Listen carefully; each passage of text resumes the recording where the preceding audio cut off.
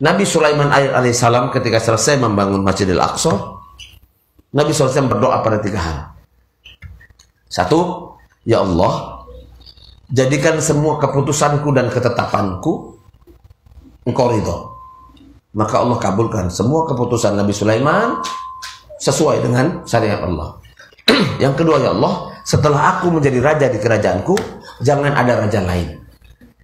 Kok egois Nabi Sulaiman? Kenapa tidak dikasih orang, biasanya rebutan? Karena Nabi Sulaiman tahu tidak ada orang yang bisa mengendalikan negerinya. Akan berubah menjadi kesombongan melebihi sombongnya Fir'aun dan Namrud. Allah mengabulkan doa Nabi Sulaiman karena Nabi Sulaiman takut.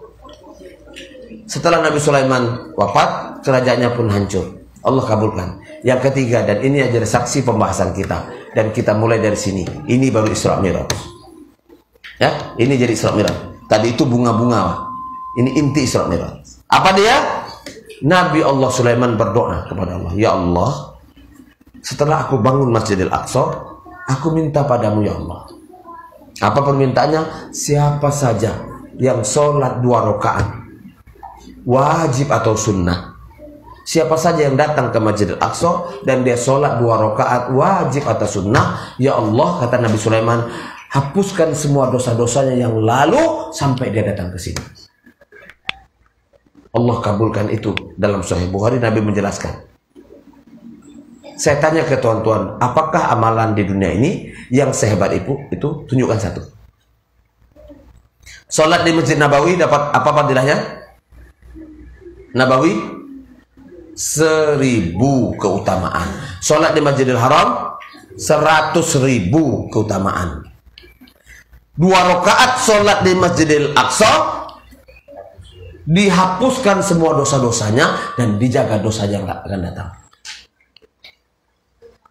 Ini pasti, Pak. Sahih. Sebab itulah maka tempat ketiga setelah Masjidil Nabawi dan Masjidil Haram adalah Masjidil Aqsa. Berniat ke sana. Jangan takut, Pak, itu negeri Israel nggak apa-apa. Palestina ini saya umpamakan nih, meja. Masjidil Aqsa itu letaknya di sini, tengah-tengah. Semua wilayah Palestina telah dikuasai Yahudi kecuali satu pojokan yang disebut dengan Gaza. Itulah berdirinya negara Palestina, Gaza. Penduduk Palestina itu 3. 1, pemerintah Israel memberikan kepada warga Palestina, siapa saja yang menjadi warga negara Israel, kami persilahkan akan dapat fasilitas ini, agama kalian masih Islam.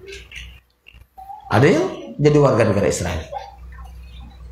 Kalau nggak mau, nggak apa-apa. Anda tetap menjadi penduduk Palestina, tapi 2 syaratnya. Jangan ganggu keamanan dan kenyamanan negeri ini.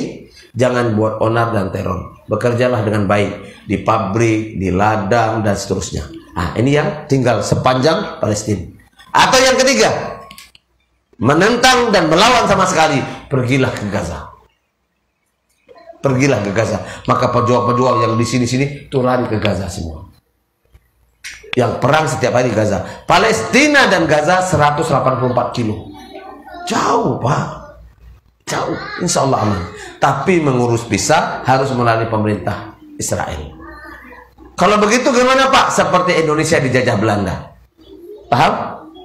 Orangnya orang kita, tapi yang menguasai pemerintahan Belanda. Seperti itu Palestina sekarang. Semoga Allah segera bebaskan Palestina jadi negeri yang merdeka dan berdaulat seperti mana janji Allah dan seperti mana hadis Nabi Shallallahu Alaihi Wasallam.